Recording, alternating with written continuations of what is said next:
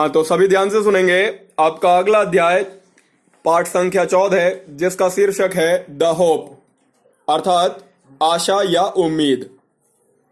राजस्थान का ही रहने वाला एक कवि है राजन अग्रवाल, जिसका नाम है। वैसे वह राजस्थान के झुंझुनू जिले का रहने वाला था, लेकिन बाद में वह उदयपुर में रहने लगा। ठीक है भाई, अब कविता आरंभ करते हैं, ध्यानपूर्वक सुनेंगे सभी। Hope is given different names. Hope यानी कि आशा को, इज गिवन मीन्स प्रदान किया जाता है या प्रदान किए जाते हैं।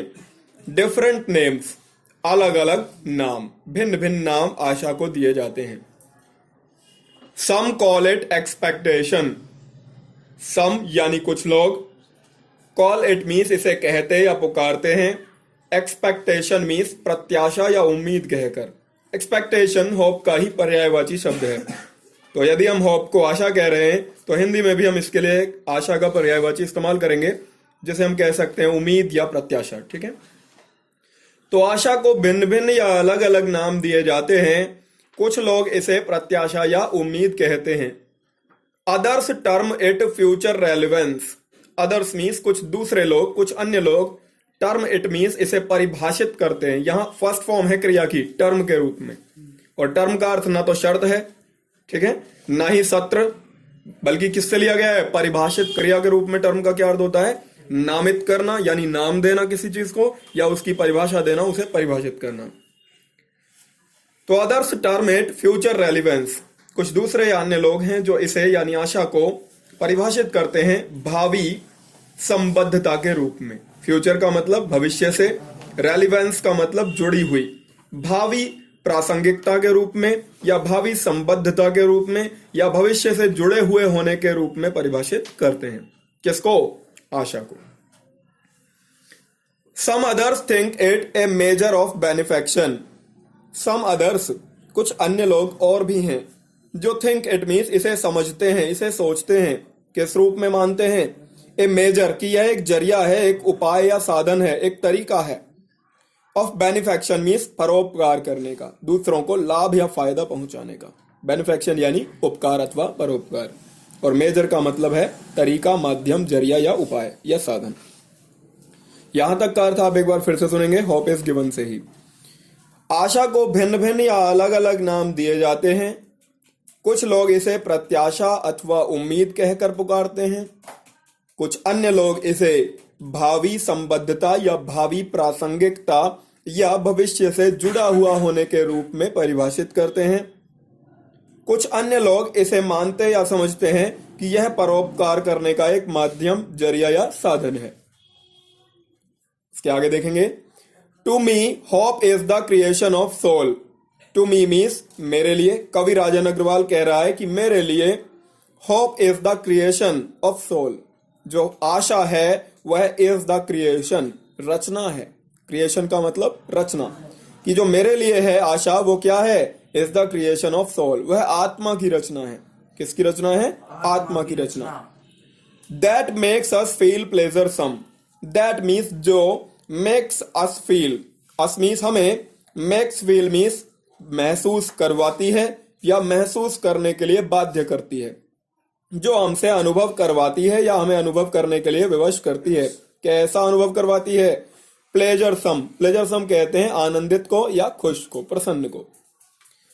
तो कवि कहता है कि मेरे लिए तो आशा आत्मा की एक ऐसी रचना है जो आत्मा तब उत्पन्न करती है हमारे अंदर जब हमें क्या करवाना चाहती है? खुश महसूस करवाना चाहती है।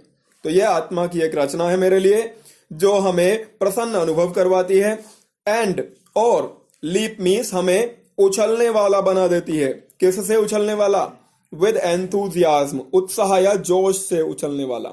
एंड ग्लो, ग्लो कहा जाता है चमक को, यहां अर्थ चेहरे की चमक से, अर्थात प्रसन्न स्थिति से।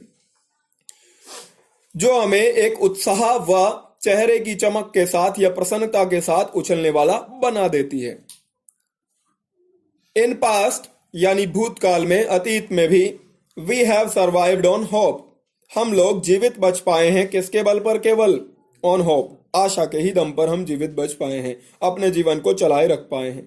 सरवाइव करना मतलब होता है किसी भी कठिन स्थिति से होकर गुजरना, लेकिन अंत तक अपने आप को कैसा बचा लेना, जीवित बचा लेना। तो सरवाइव का हिंदी अर्थ होता है जीवित बच पाना या जीवित रहना। तो भूतकाल में भी अगर हम देखें तो कठिन परिस्थितियों के से होकर गुजर कर आशा के ही बल पर हम क्या बच पाए हैं, जीवित बच पाए हैं।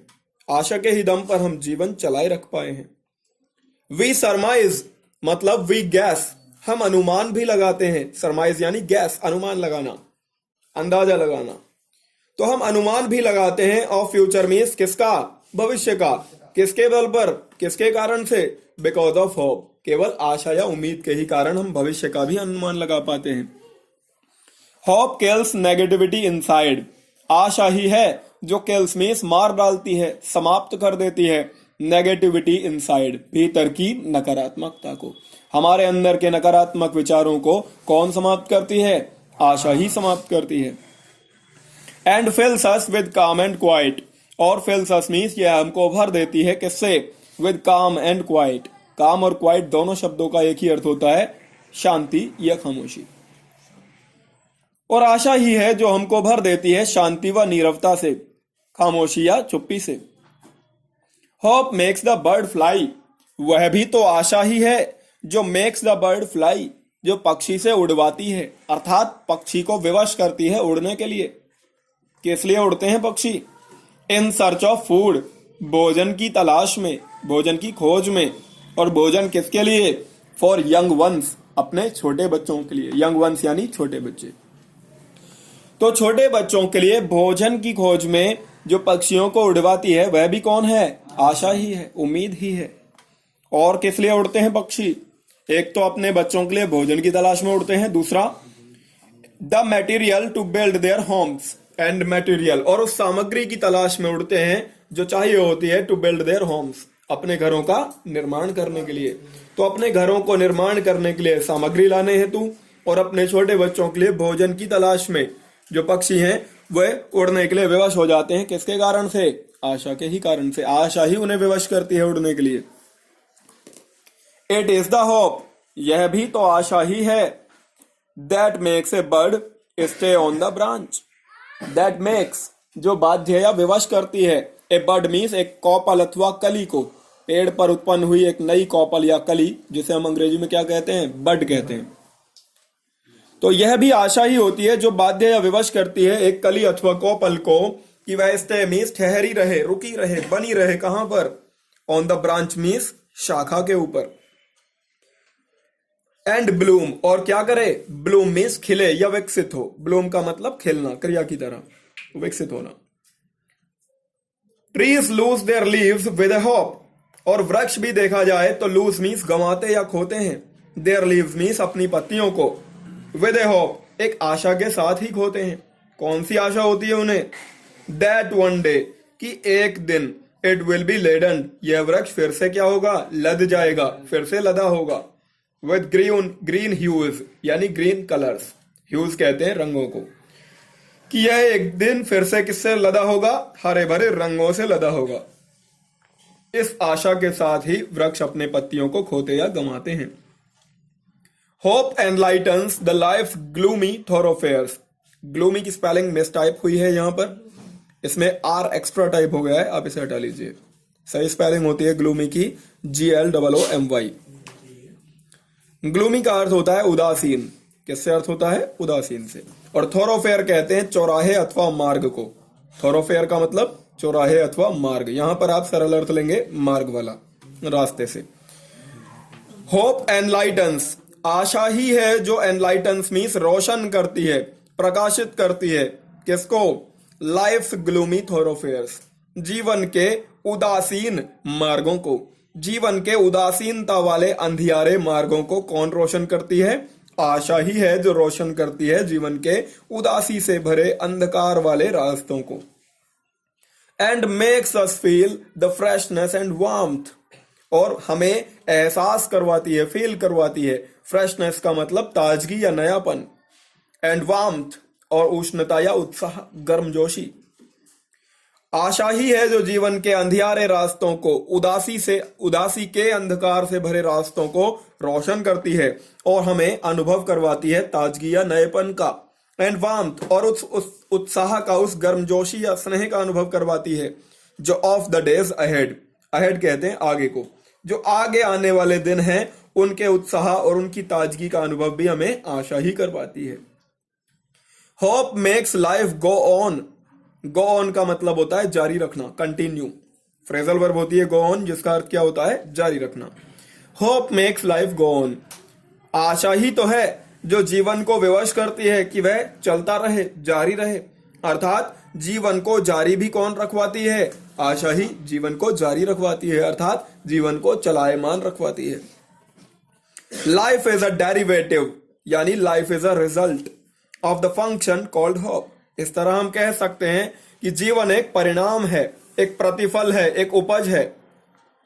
किसकी उपज है? Of the function called hope, उस कार्य की जिसको क्या कहा जाता है? आशा कहा जाता है। अगर आशा ना हो जीवन में तो व्यक्ति निराश हो जाए और जीवन को आगे जारी ही ना रखे। संपूर्ण प्रकार की नकारात्मकताएं उसके जीवन में क्या हो जाएंगी? घर कर लेंगी। तो इस तरह आशा ही है जो जीवन को गतिमान रखवाती है, आगे जारी रखवाती है। और इस तरह कहा जाए तो जीवन जो है वो एक परिणाम या प्रतिफल है, एक उपज है किसकी? आशा रूपी कार्य की। Hope is the prime excellence, आशा एक परम उत्कृष्टता है। प्राइम का मतलब श्रेष्ठ या परम, और एक्सीलेंस कहते हैं श्रेष्ठता या उत्कृष्टता को। तो आशा या उम्मीद एक परम उत्कृष्टता है। Right from the day one is born, बिल्कुल ठीक उस दिन से हमारे साथ रहती है जब वन मीन्स किसी भी एक व्यक्ति का, इज बोर्न मीन्स जन्म होता है। तो आशा एक ऐसी परम उत्कृष्ट वस्तु है, एक ऐसी परम उत्कृष्टता है जो ठीक उस दिन से हमारे साथ रहती है जिस दिन किसी व्यक्ति का क्या होता है? जन्म होता है। ध्यानपूर्वक इस कविता का हिंदी अनुवाद एक बार फिर से सुनेंगे, केवल हिंदी शुरुआत से आखिर तक। आशा को भिन्न भिन्न या अलग अलग नाम दिए जाते हैं या दिए गए हैं। कुछ लोग इसे प्रत्याशा या उम्मीद कहकर पुकारते हैं, कुछ अन्य लोग इसे भावी प्रासंगिकता या भविष्य से जुड़ा हुआ होने के रूप में परिभाषित करते हैं। कुछ अन्य लोग इसे परोपकार या उपकार का साधन, जरिया या तरीका समझते हैं। लेकिन कवि कहता है कि मेरे लिए आशा आत्मा की एक रचना है जो हमें प्रसन्न अनुभव करवाती है और हमें उत्साह तथा आनंद से उछलने वाला बना देती है। अतीत में या भूतकाल में भी हम आशा के ही बल पर, आशा के ही दम पर जीवित बच पाए हैं और हम भविष्य का अनुमान भी आशा के ही कारण लगाते हैं। इस तरह आशा भीतर की नकारात्मकता को समाप्त कर देती है, मार डालती है और हमें शांति व नीरवता से भर देती है। आशा ही तो है जो पक्षी को उड़ने पर विवश करती है, अपने बच्चों के लिए भोजन की तलाश में, अपने घरों के निर्माण के लिए सामग्री की तलाश में। यह भी तो आशा ही होती है जो एक कली अथवा कोपल को एक शाखा पर ठहरने वाला बनाती है और खिलने वाला बनाती है। वृक्ष भी तो एक आशा के साथ ही अपनी पत्तियों को गंवाते हैं कि एक दिन फिर से यह हरे भरे रंगों से लदा होगा या लद जाएगा। आशा इस प्रकार जीवन के उदासीनता से भरे या अंधकार से भरे रास्तों को रोशन करती है और हमें आगे आने वाले दिनों के उत्साह व ताजगी से, आगे आने वाले दिनों के उत्साह और नएपन से हमें अनुभव करवाती है। आशा जीवन को जारी रखने के लिए विवश कर देती है। जीवन एक परिणाम या उपज है उस कार्य की जिसको आशा कहा जाता है। इस प्रकार आशा एक परम उत्कृष्ट चीज है जो ठीक उस दिन से हमारे साथ रहती है जिस दिन किसी एक व्यक्ति का जन्म होता है। इस प्रकार यह कविता समाप्त होती है। अब आप सभी इसे एक बार फिर से पढ़कर देखिए। कोई समस्या हो किसी शब्द या लाइन में तो आप उसे पुनः पूछ सकते हैं।